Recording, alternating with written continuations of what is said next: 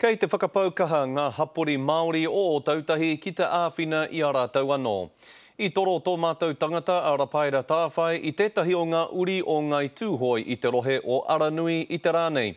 Hei tā Rapaira, kua tahuri taua hapori me etahi atu ki te tautoko i a rātau anō.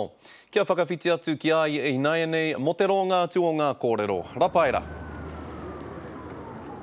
Scotty, e whātekau mā whitu nā tau a te rani hau te moana o Ngai Tūhoi e noho ana ki konei.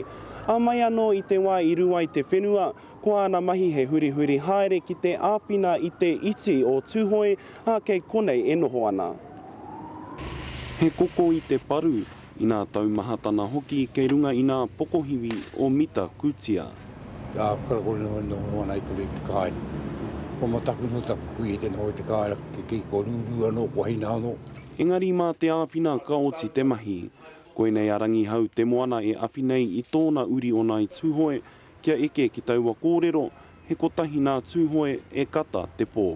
A kui rara te mea nuina, kui rara te whanauna, te whakotahi a tātai.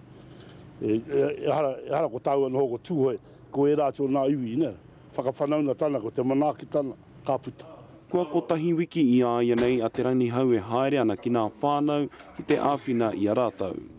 Kua patu atau he wae ki a rātau ki a tono mai, a rātau hia.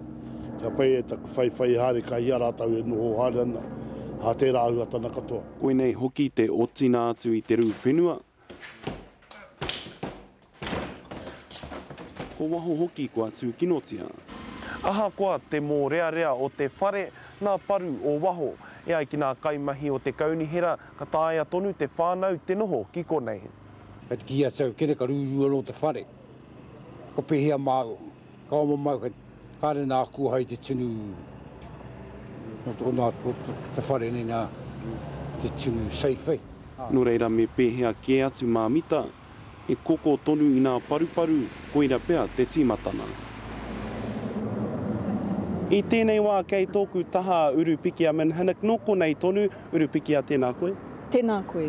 Nā, kei te pēhea tō whānau, hoki tō kāinga i tēnei wā pauri?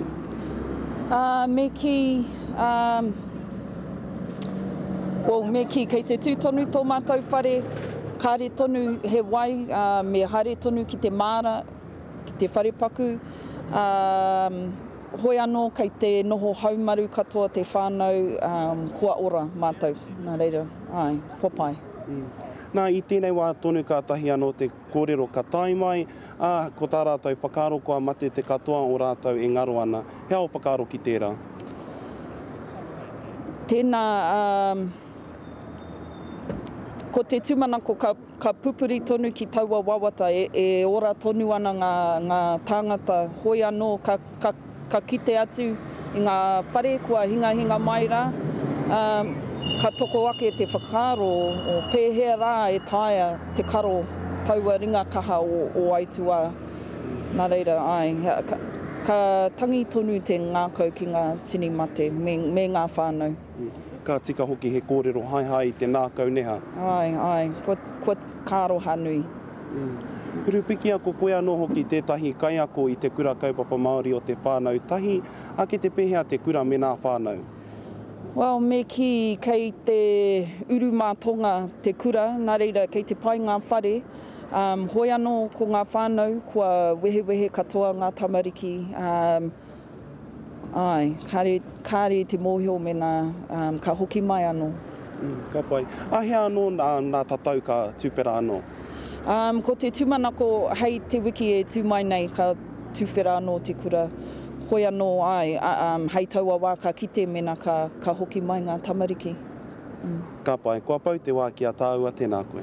Tēnā koe, kia ora. Koira Scotty a te Urupikia Manhanak, anō konei tonu kia hoki atu ki a koe. Tēnā koe Rapaira, ngā mana ki tanga ki runga i a kōrua ko Urupikia.